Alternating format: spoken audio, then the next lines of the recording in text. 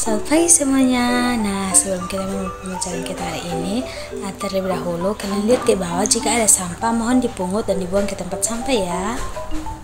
Nah, sebelum itu ibu minta salah satu dari antara kalian memimpin kita dalam doa ya. Nah, anak-anak, sebelum kita memulai pembelajaran kita, kita bersama-sama menyanyikan lagu Satu Nusa Satu Bangsa.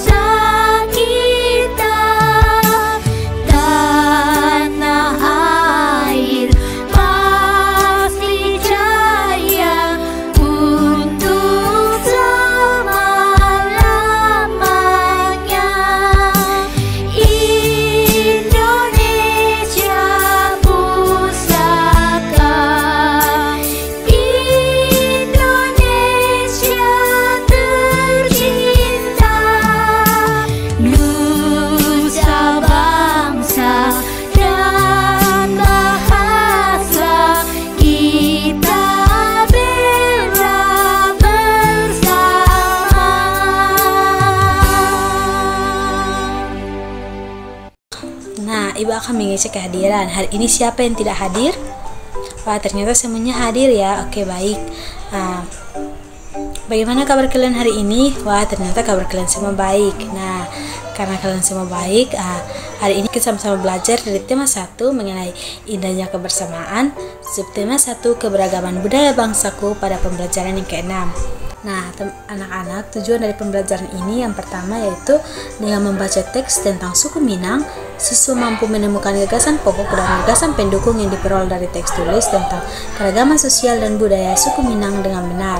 Yang kedua, dengan membaca teks tentang suku Minang, siswa mampu menyajikan gagasan pokok dan gagasan pendukung yang diperoleh dari teks tulis tentang keragaman sosial dan budaya suku Minang dengan benar. Yang ketiga, setelah membaca teks tentang suku Minang, siswa mampu menjelaskan rencana kegiatan yang mencerminkan sikap persatuan dan kesatuan dalam perbedaan di lingkungan sekolah. Dan yang keempat, setelah membaca teks tentang suku Minang, siswa mampu membuat rencana kegiatan yang mencerminkan sikap persatuan dan kesatuan dalam perbedaan di lingkungan sekolah. Anak-anak, seperti yang kita ketahui bahwa Indonesia terdiri atas keragaman suku, budaya, agama, dan sosial. Nah, keragaman tersebut merupakan identitas dari bangsa Indonesia. Maka dari itu, kita sebagai warga negara Indonesia yang baik, kita harus menjaga persatuan dan kesatuan dalam perbedaan dan keberagaman tersebut. Nah, karena kita berbicara tentang suku, maka dari itu ibu meminta kalian untuk membaca mengenai teks suku Minang. Nah, dari teks suku Minang itu, ibu mengharapkan kalian dapat menentukan gagasan pokok dan gagasan pendukung dari teks suku Minang. Sebelum kalian menentukannya, ibu akan menjelaskan mengenai gagasan pokok dan gagasan pendukung. Nah, anak-anak, gagasan pokok biasanya terletak pada kalimat utama seperti di awal, akhir, atau awal-akhir paragraf. Nah, ciri dari gagasan pokok ini adalah kalimatnya terfokus pada isi dari topik paragraf. Sementara gagasan pendukung merupakan gagasan yang fungsinya menjelaskan gagasan pokok. Gagasan pendukung merupakan hasil dari pengembangan gagasan pokok.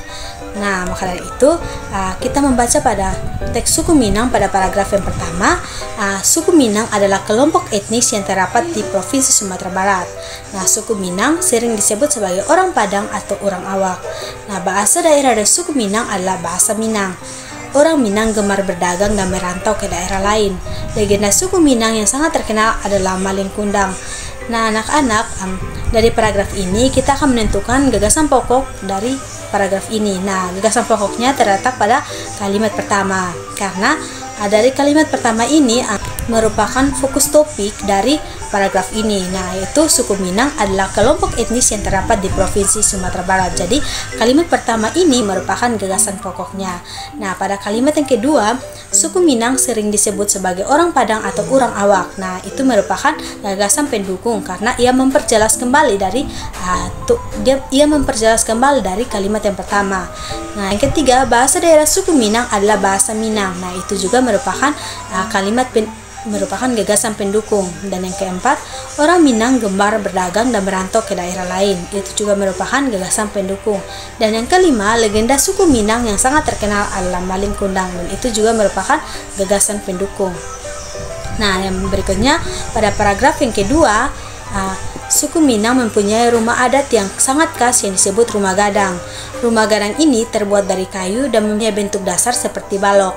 Nah, lengkung atap rumahnya sangat tajam seperti tanduk kerbau, sedangkan lengkung badan rumah landai seperti badan kapal. Nah, atap rumah terbuat dari ijuk. Bentuk atap rumah yang melengkung dan runcing ke atas itu disebut gonjong. Karena atapnya berbentuk gonjong, maka disebut rumah bagonjong.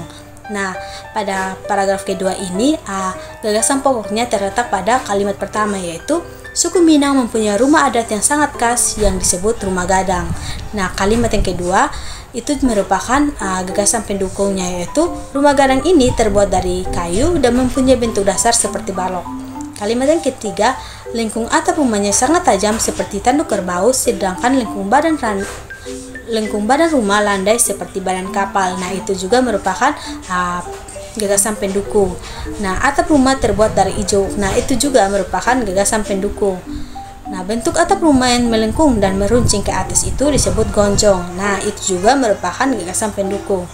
Yang terakhir, karena atapnya berbentuk gonjong, maka disebut rumah bagonjong. Nah, itu juga merupakan gagasan pendukung. Nah, anak-anak, dari teks suku Minang ini tersisa 3 paragraf. Nah, dari 3 paragraf ini, Ibu mengharapkan kalian dapat menentukan gagasan pokok dan gagasan pendukung dari paragraf 3, 4, dan 5. Nah, anak-anak, karena kita sudah belajar mengenai suku Minang, seperti yang kita ketahui bahwa suku Minang termaksud keberagaman yang ada di Indonesia. Nah, maka dari itu, keberagaman adalah variasi atau perbedaan dari suatu kelompok atau komunitas. Nah, keberagaman itu mencakup berbagai aspek, yaitu seperti budaya, suku, agama, bahasa.